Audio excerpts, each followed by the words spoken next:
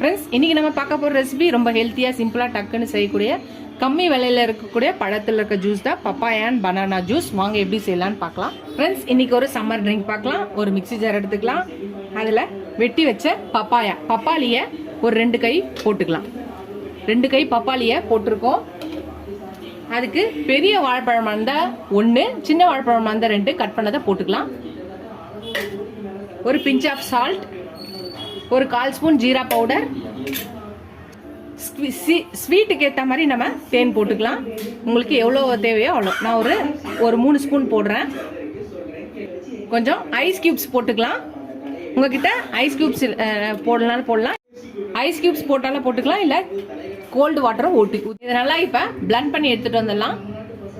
அவ்வளோதான், நம்மளோட ஈஸியாக சிம்பிளாக ஹெல்த்தியான ஒரு பப்பாயா பனானா ட்ரிங்க் ரெடி ஆயிடுச்சு, ஜூஸ் ரெடி ஆயிடுச்சு. இதை சர்வ் பண்ணிடலாம்.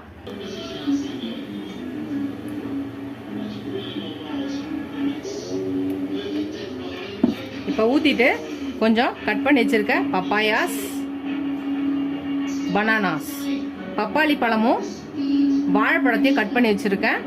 அதை நம்ம வச்சுட்டு சர்வ் பண்ண வேண்டியதான். அவ்வளோதான், நம்மளோட டக்குன்னு ஹெல்த்தியான ஒரு சம்மர் ட்ரிங்க் ரெடி ஆயிடுச்சு. நீங்களே இதை ட்ரை பண்ணி பாருங்கள். இது காலையில் 11 மணிக்கோ இல்லை ஈவினிங்கோ இதை நீங்கள் ட்ரை பண்ணி பாருங்கள். ட்ரை பண்ணி பார்த்துட்டு எப்படி இருக்குன்னு சொல்லுங்கள்.